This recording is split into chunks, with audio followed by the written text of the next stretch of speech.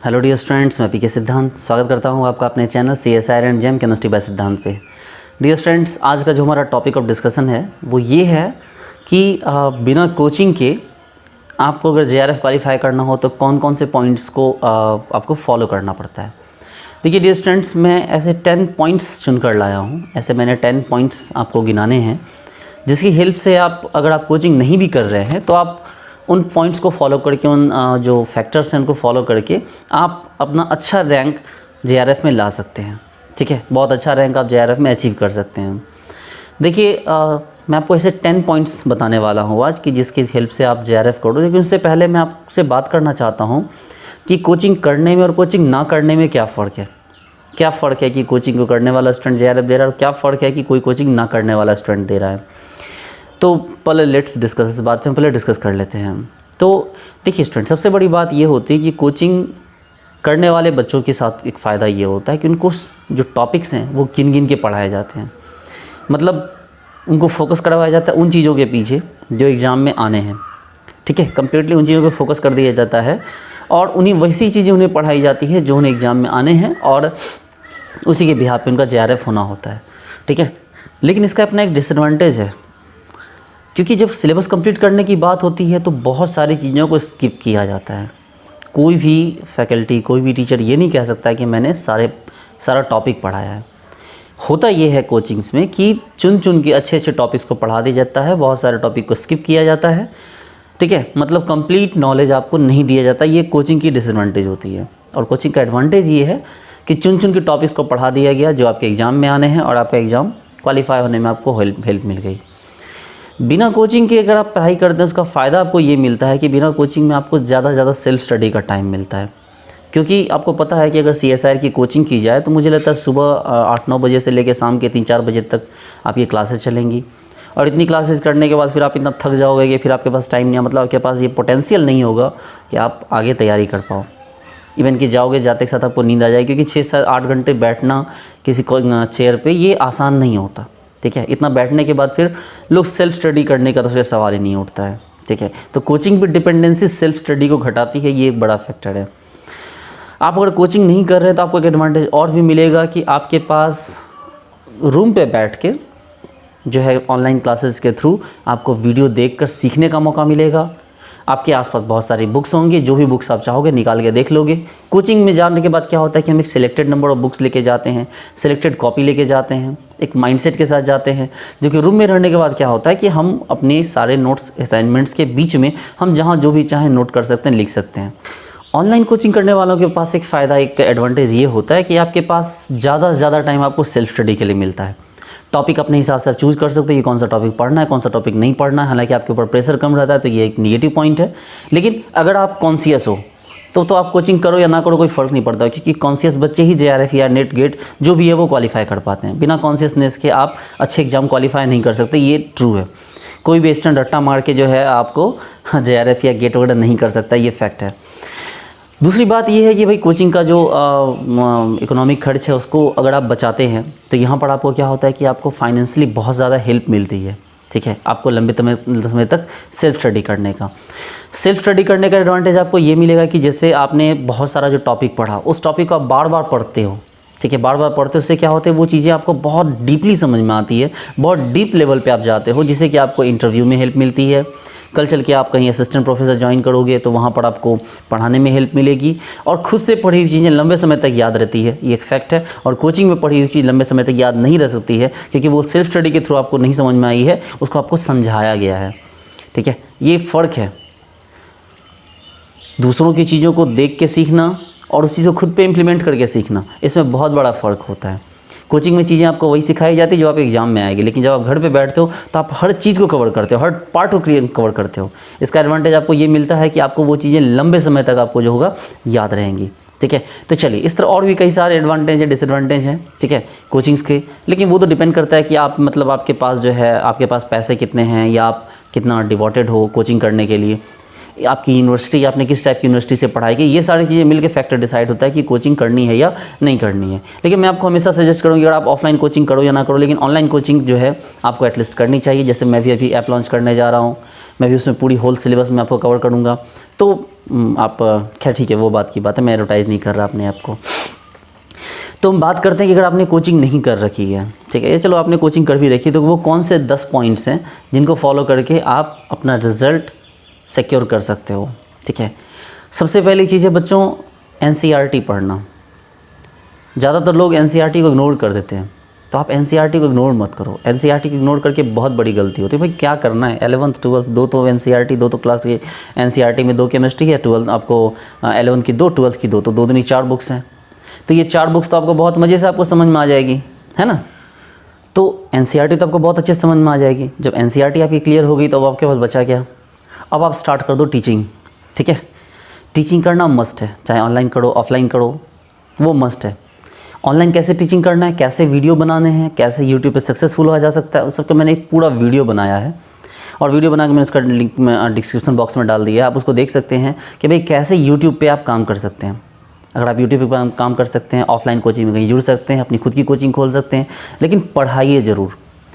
जो NCERT आपने पढ़ी है उस NCERT को आपको डिलीवर कर देना, ये बात ध्यान रखिए। जो आपने जो आप NCERT पढ़ रहे हो उस NCERT को आप डिलीवर कर दो। अगर आप डिलीवर कर दो तो वो NCERT आपको जो बेस होगा, आपका जो बैकग्राउंड होगा आपका, वो बहुत ही स्ट्रांग बनेगा। जो आपका पिलर होगा वो बहुत स्ट्रांग बनेगा। अब आप इसके ऊपर अपना एक स्ट्रांग मकान खींच सकते हो। तो दूसरा पॉइंट ये हो गया कि भाई आपको क्या करना है कि पढ़ाना है। तीसरा पॉइंट क्या है, रट्टा नहीं मारना है। NCERT में आपको कुछ रट नहीं जाना है, NCERT को समझना है। बहुत सारे ऐसे ऑनलाइन कोचिंग से जो NCERT का आपको बिल्कुल डिफाइन वे में वो NCERT की अंडरस्टैंडिंग आपको समझाते हैं कि NCERT कैसे समझते हैं, क्या क्या पॉइंट्स हैं, वो आपको बताते हैं। बहुत सारे ऐसे चैनल हैं 11-12 लेवल के, जिनकी हेल्प से आप NCERT को पूरा कमांड कर सकते हो, क्योंकि बिना NCERT कमांड किए जो है आप अच्छा नहीं कर सकते हो। अब जब आपकी NCERT कमांड होने लगेगी तो आप क्या करो कि उसके नोट्स बनाने लो, अच्छे से उसकी कैप्सूल खरीद लो। यानी कि कहने का मतलब है कि आपको पढ़ाने के दरमियान कम से कम 4 से 5 बार, मतलब 4 से 5 बैचेज में आपको उन NCERT को डिलीवर कर देना है। जब आप 4 से 5 बैचेज में NCERT को डिलीवर कर दोगे तो फिर आपको क्या होगा कि आपका जो कॉन्फिडेंस डेवलप होगा, वो कॉन्फिडेंस आपको JRF में वैसे ही 30 से 35 मार्क्स तो आपको बेसिक लेवल पे दिलवा देगा, ठीक है। ज़्यादातर बच्चे क्या करते हैं, उनका हायर लेवल स्ट्रांग होता है, 11-12 गायब होता है।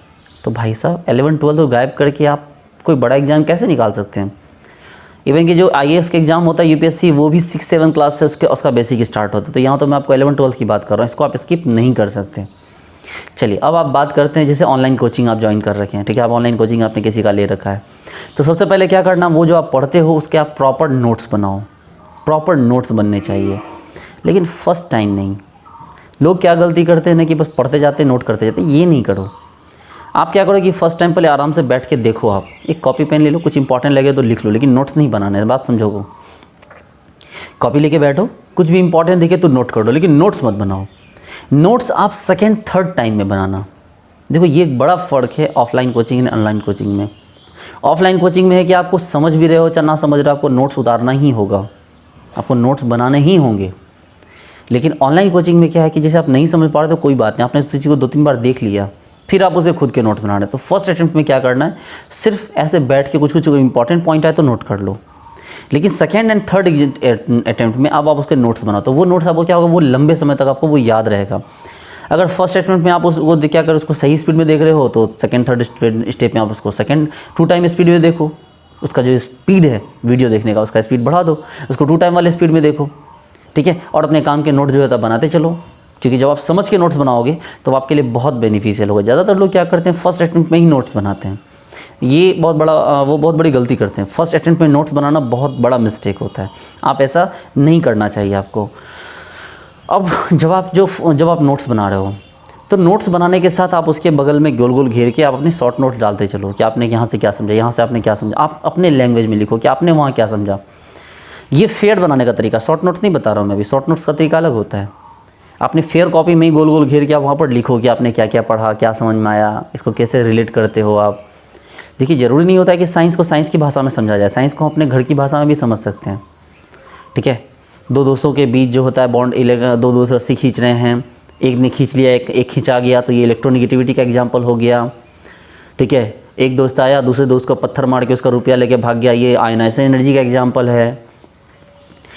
एक दोस्त आया दूसरे दोस्त को धकेल के वो इसको मतलब एक छोटे बच्चे को धकेल के अंदर स्कूल के अंदर भेज रहा है, ये इलेक्ट्रॉन एफिनिटी का एग्जाम्पल है। एक बच्चा आराम से स्कूल चला गया, वो स्कूल चला गया बहुत मज़े से, ठीक है, तो वो क्या हो गया, वो फ्लोरीन टाइप एटम हो गया। लेकिन बहुत सारे एटम ऐसे जिसको अंदर नहीं जाते हैं, अंदर जाने के लिए उसको क्या करना पड़ता है, उसको इलेक्ट्रॉन एनर्जी देनी पड़ती है, ठीक है, तभी जाके वो अंदर आती है। जैसे चार्ज वाले हो गए, किसी के ऊपर चार्ज आ गया तो वो इलेक्ट्रॉन आसानी से अंदर नहीं जाएगा उसमें, उस इलेक्ट्रॉन को क्या करना पड़ेगा, उसको इलेक्ट्रॉन को एनर्जी देनी पड़ेगी। मान लो कि कोई एटम है, जैसे उस एटम पे नेगेटिव चार्ज है, अब उसके अंदर इलेक्ट्रॉन डालिएगा तो क्या हो जाएगा, आपको पहले से ज़्यादा एनर्जी, मतलब जितनी एनर्जी आप दोगे उससे ज़्यादा एनर्जी आपको, उसको मतलब जितना एनर्जी आपको मिलेगा उससे ज़्यादा एनर्जी आपको देनी पड़ जाएगी। इस बात को आप ऐसे समझ सकते हैं कि मान लो एक छोटा बच्चा है, छोटा बच्चा को आप जो है स्कूल लेके जाइए, ठीक है, अगर वो मान लो उस छोटे बच्चे पे चार्ज है, मतलब उस एटम पे चार्ज है, तो वो बहुत मज़े से स्कूल चले जाएगा। उसकी मम्मी ने आपको 100 रुपये दिए, बोला कि मेरे बच्चे को स्कूल छोड़ दो, आपने छोड़ दिया, 100 रुपये आपके पैकेट में गए। अब वो बच्चा क्या हो गया, वो बच्चा न्यूट्रल है, आप उसको स्कूल छोड़ने के लिए गए, उसको पता है कि 100 रुपये आपसे लिया उसने, वो क्या करेगा, आपको बोलेगा कि आप मुझे स्कूल छोड़ रहे हैं, मुझे 5 रुपये पहले चॉकलेट खिला दीजिए। तो 100 रुपये आपको मिल रहे थे, 5 रुपये आपने उसको दिया, तो आपको मिले कितने, 95। दूसरा केस है कि वो बच्चा जस्ट लाइक जो है इनर्ट गैस की तरह है, ठीक है, बच्चा क्या है, इनर्ट गैस की तरह। यहाँ पहले हाफ फील्ड की बात करते हैं, पहले हाफ फील्ड की बात करते हैं, हाफ फील्ड या फुल फील्ड। अब आप हाफ फील्ड फुल फील्ड वाले एटम को अंदर पहुँचाने के लिए गए, तो वो बोल रहा है कि नहीं, आप जो है पहले हमको 50 रुपये का चॉकलेट खिलाओ तब अंदर जाएंगे। इनर्ट गैस हो गया, वो आपसे 100 रुपये का चॉकलेट मांग लेगा। और जो निगेटिव चार्ज वाला है, ऐसा कोई बच्चा जो पहले निगेटिव चार्ज मन बना के बैठा है कि अभी स्कूल हम नहीं जाएंगे, तो आप उसको पता है कि 100 रुपये पापा इसको मिले हैं, तो वो क्या करेगा, आपसे 200 रुपये का चॉकलेट मांगेगा। इनफैक्ट मतलब ये है कि जितना एनर्जी आप उसको सप्लाई कर रहे हो उससे बहुत कम एनर्जी आपको मिल रही है, ठीक है, तो वो क्या हो गया, उस केस में माइनस एनर्जी आपको क्या हो जाएगा, पॉजिटिव हो जाएगा। तो कहने का ये मतलब है चलो कि हर चीज़ को रिलेट किया जा सकता है अपने आसपास होने वाली घटनाओं से, ठीक है। ज़रूरी नहीं कि जो मतलब जैसे इलेक्ट्रॉन ये जो है आपका SN1 SN2 SN2 को आप रिलेट कर सकते हैं अपने आप से कि भाई जो है एक पिचकारी देखते हो, पिचकारी है, पिचकारी में आप इधर से पंच करते हो, उधर से चीज़ बाहर निकल जाती है, SN2, ठीक है। SN1 क्या हो गया, आप इधर से क्या कर रहे हो, पहले वहाँ से जो पानी था बाहर निकाल दे, फिर आपने पंच किया, ये क्या हो गया, SN1। तो कहने का मतलब हर चीज़ को हम अपने लॉजिक के तराजू पे कसेंगे, ठीक है। इससे क्या होगी, इससे जो हमारी अंडरस्टैंडिंग बनेगी वो बहुत ही लंबे समय तक बनेगी। कोचिंग करके JRF निकालने वाले बच्चों का ये होता है कि आने वाले 2-3 साल के बाद उनसे कुछ भी पूछूं उनको कुछ नहीं आता, सब वो भूल चुके होते हैं, लगभग ऑलमोस्ट भूल चुके होते हैं। लेकिन अगर आपने सेल्फ स्टडी से उस चीज़ को हासिल किया है तो वो चीज़ आपको बहुत लंबे समय तक 5-6 साल तक वो आपके दिमाग में बहुत अच्छी तरह से क्या होगी, वो ज़िंदा रहेगी, ठीक है। चलिए नेक्स्ट पॉइंट है हमारा कि अब शॉर्ट नोट्स की बारी है।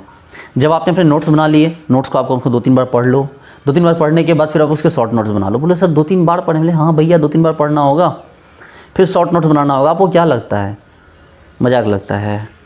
जब आपका JRF क्वालिफाई होगा, गवर्नमेंट आपको 18 से 20 लाख रुपए की स्कॉलरशिप देगी, ऐसे मतलब यूं ही हवा में दे देगी क्या? इतना आसान तो नहीं है। तो आपको शॉर्ट नोट्स बनाने होंगे। शॉर्ट नोट्स बनाने को लेके काफ़ी सारे बच्चों ने मेरे से क्वेश्चन किया, भाई करना क्या है, जिस चीज़ को आपने 5-6 पेज में पढ़ा उस चीज़ को 1 पेज में नोट करना है। ब्रीफिंग हो गई वो एक तरह से, और उसी ब्रीफिंग को आपको अपने साथ रखना था कि एग्जाम के टाइम में वो ब्रीफिंग आपको पढ़ने में हेल्प हो, और उस ब्रीफिंग को पढ़ के आप जो है अपना सारा काम अपना कर सकिए। उसके बाद जो है सबसे इम्पॉर्टेंट चीज़ क्या है, ग्रुप स्टडी। ज़्यादातर बच्चे इस चीज़ को इग्नोर करते हैं, ठीक है। ग्रुप स्टडी को इग्नोर करके आप कहीं नहीं जा सकते। अपना ग्रुप बनाइए पढ़ने वाले लोगों का। लोगों को क्या लगता है ना, मैंने मेंटालिटी वॉच की है, लोगों को लगता है क्या कि हम पढ़ेंगे ना, दूसरे को बताएंगे तो वो भी सीख जाएगा। ज़्यादा बिहारी दिख गया आपको इस लाइन में, सच बता रहा हूँ। ये लोगों की मेंटालिटी होती है कि यार हम तो सीखेंगे तो उसको शेयर करेंगे वो भी सीख जाएगा, उसको हम क्यों शेयर करें। बड़े बड़े एजुकेशनल चैनल वालों की बैंड सिर्फ इसलिए बच जाती है क्योंकि उसको देखने वाले बच्चे उसके वीडियो शेयर नहीं करते, ये सोच कर कि भाई हम तो सीख रहे हैं, दूसरा कोई क्यों सीखेगा। इस चक्कर में बड़े बड़े कोचिंग वालों की बैंड बच जाती है। जब तक कि वो फेमस ना हो तब तक लोग उसको जानते नहीं हैं, क्योंकि कोई दूसरे शेयर नहीं करता है।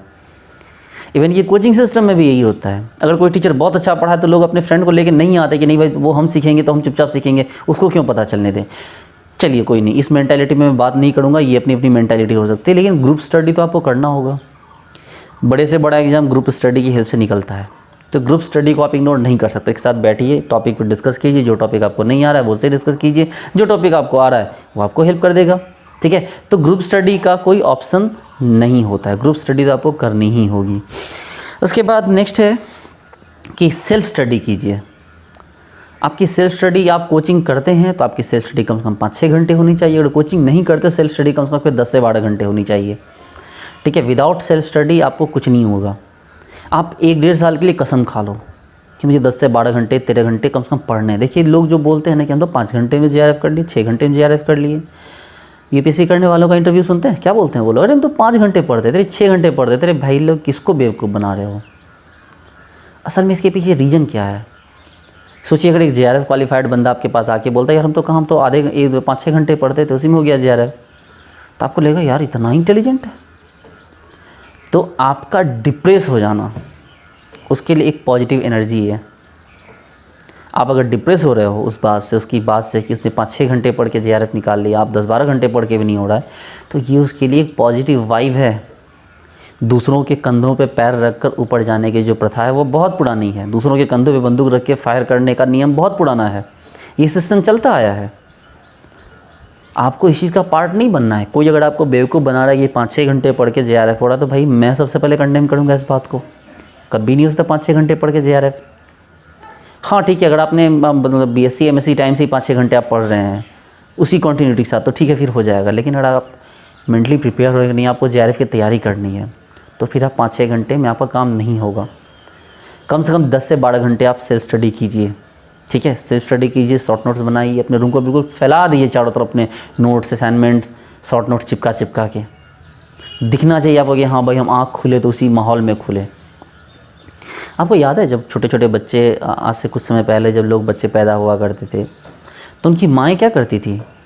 अपने आसपास में जो होते हैं ना भगवान की तस्वीरें लगाया करती थी, ताकि उनका बच्चा उसी सोच से प्रेरित हो। जब देश आज़ाद नहीं हुआ था तो देश को आज़ाद करने वाले जो क्रांतिकारी थे वो अपने घर में क्या करते थे, वो महिलाएं जो गर्भवती होती थी अपने आसपास वो मतलब क्रांतिकारियों की फ़ोटो लगाया करती थी। कोई महात्मा गांधी की फ़ोटो लगाते थे, कोई सुभाष चंद्र बोस की फ़ोटो लगाया करते थे। क्यों? कि उनकी सोच, उनका मोटो इस बच्चे को भी सीखने के लिए मिले। तो फिर आप ये कैसे सोच रहे हैं कि आप एक ब्लैंक रूम में रह के आप UPS मतलब आप CSIR की तैयारी कर सकते हैं? आपका रूम ब्लैंक नहीं, आपका रूम भरा हुआ होना चाहिए। चारों तरफ notes, assignment, period table, short notes, ये सब दिखने चाहिए आपके रूम में चारों तरफ। इंपॉर्टेंट पॉइंट्स, इंपॉर्टेंट फार्मूलाज, ये सब आपके रूम में चारों तरफ चिपके हुए होने चाहिए। ठीक है, तो जाके आपको बहुत बड़ा इसका एडवांटेज मिलेगा। चलिए नेक्स्ट पॉइंट हम लोग डिस्कस करते हैं कि भाई बुक्स का इंपॉर्टेंस ना कभी घटा है ना कभी घटेगा। आप मेरे टेलीग्राम ग्रुप को ज्वाइन कीजिए, केमिस्ट्री बाय सिद्धांत। वहाँ पर आपको सारे बुक्स जो भी आपके काम किए वो सारे बुक्स, असाइनमेंट, नोट्स, PDF आपको मिल जाएंगे। और उनको फ़ोटोकॉपी निकलवा के पढ़िए। आप सस्ता में पढ़ना चाहते हैं फ़ोटोकॉपी निकलवा के पढ़िए। लेकिन मोबाइल में कभी भी PDF नहीं पढ़ा जाता भाई। मोबाइल में तो कोई मैसेज पढ़ा जाता है, मोबाइल में PDF थोड़ी पढ़े जाते हैं। PDF में कुछ इंपॉर्टेंट पार्ट पढ़ा जाता है, चीटिंग की जा सकती है। लेकिन मोबाइल की हेल्प से आप कभी भी पूरा बुक नहीं पढ़ सकते। इसलिए आपका कोई भी PDF बुक हो, उस PDF बुक का ठीक है पूरा बुक मत निकलवाइए। हर एक बुक का कुछ इंपॉर्टेंट पार्ट ही अच्छा होता है। कोई पर्टिकुलर टॉपिक अच्छा होता है, उस टॉपिक को निकाल लीजिए, निकाल के पढ़िए, उसको पढ़ के उसको अपना सीखिए। उसी का फ़ोटोकॉपी निकालिए, मत निकालिए पूरा बुक का फ़ोटोकॉपी। ठीक है, तो ये काम कीजिए।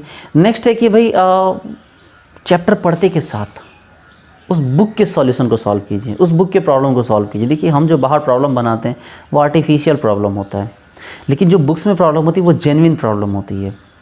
तो बच्चे क्या करते हैं ना, मुझे लगता है 95% बच्चे बुक्स की प्रॉब्लम को इग्नोर कर देते हैं। आप भी हैं भाई, 95% में आप भी आते हैं। कुछ ही बच्चे होंगे जो 5% में आते हैं, ज़्यादा 95% में आप भी आते हैं। हाँ, आप ही को बोल रहा हूँ। तो बुक से आप क्या करो कि बुक से क्वेश्चन को सॉल्व करने की हमेशा कोशिश करो। ठीक है, कभी इग्नोर मत करो बुक को। बुक में जो क्वेश्चन दिए होते हैं पीछे, उनको इग्नोर कभी मत करो, क्योंकि वही बेसिक थिंग्स हैं जिनको बिल्डअप करके आपका CSIR क्वेश्चन बनाता है। अगर आप बुक के क्वेश्चन को आप इग्नोर करते हैं तो फिर आपको क्या होगा ना कि आपको मतलब CSIR के डायरेक्ट बड़े वाले क्वेश्चन फिर आपको स्किप करना पड़ जाएगा। देखिए बच्चे लोग, एक चीज़ मैंने आपको बार बार सिखाया, इंट्यूजन, साइंटिफिक इंट्यूजन। मैंने एक पूरा का पूरा लेक्चर बना रखा है कि कैसे जो है तुक्का मारते हैं। मैं उसका लिंक डिस्क्रिप्शन बॉक्स में दे दे रहा हूँ, आप देख लेना उसको। ठीक है, तो तुक्का कैसे मारना ये भी बहुत बड़ा आर्ट है। लेकिन तुक्का मारने के पीछे बात यह है कि आपको जिसको बेसिक चीज़ें पता होंगी वही तुक्का भी मार सकता है। बिना बेसिक चीज़ें पता हुए आप छुक्काली कलकत्ते वाली ही कर सकते हैं। वो कहते हैं छुक्काली कलकत्ते वाली तेरा वचन न जाए खाली, हम लोग बचपन में किया करते थे। और या फिर ऐसे कहते अक्कड़ बक्कड़ बम्बे बू 100 में लगा धागा चोर निकल के भागा। इन सब से कुछ नहीं होता है, क्योंकि CSIR का पैटर्न ऐसा होता है कि अगर आप इस तरह के तुक्के मारोगे तो आपको ना फ़ायदा होगा नुकसान होगा। नुकसान होने का ज़्यादा चांस है, फ़ायदा होने का चांस तो बिल्कुल भी नहीं है।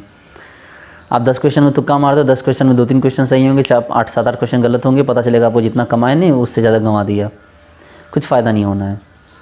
तो तुक्के मारने का भी एक कॉन्सेप्ट होता है, वो भी सीखिए आप, मैंने बता रखा है, डिस्क्रिप्शन बॉक्स में देख लीजिए आप। तो अब क्या करना कि आपने ये चीज़ें भी सीख ली, ठीक है, कि अगर जब तक आप बुक्स के प्रॉब्लम सॉल्व नहीं करोगे तब तक आप तुक्का भी नहीं मार सकते हो। और लास्ट पॉइंट है अपने बॉडी की फिटनेस, इसके बिना तो काम ही नहीं चलना है। आप रोज़ सुबह उठिए, एक्सरसाइज कीजिए, फिर वर्कआउट कीजिए, कम से कम आधे पौने घंटे का काम कीजिए। अगर आप कुछ नहीं कर सकते हैं तो रूम की सफाई कर लीजिए, सफाई में ही देवता का निवास होता है। घर पे रहते हैं तो थोड़ा किचन गार्डन में टाइम दे दीजिए, खेतों में अपना समय दे दीजिए, घंटे मेहनत कीजिए, ठीक है, ताकि बोल सके ये हाथ मजदूर का एक आतिया ये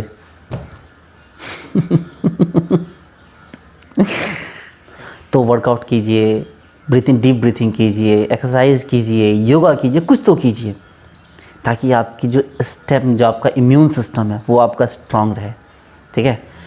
तो डियर स्टूडेंट्स, ये 10 ऐसे पॉइंट्स मैंने आपके पास रखे जिनसे कि आपको समझने में हेल्प मिलेगी कि कैसे आप बिना कोचिंग के भी आप अच्छा कर सकते हैं। इसमें सबसे इम्पॉर्टेंट पॉइंट अगर आप बात करेंगे, सबसे इम्पॉर्टेंट पॉइंट क्या रहा, तो वो 2 पॉइंट रहे। NCERT पढ़िए, पढ़ाइए, पढ़िए, पढ़ाइए, पढ़िए, पढ़ाइए। आपका भी कल्याण होगा, बच्चों का भी कल्याण होगा, आपके घर वालों का भी कल्याण होगा, आपको भी कुछ पैसे आएंगे, ठीक है। तो लाइफ सोफिस्टिकेटेड हो जाएगी, ठीक है डियर स्टूडेंट। तो मिलते हैं नेक्स्ट वीडियो में, नेक्स्ट लेक्चर में, ठीक है। Thank you so much, bye bye.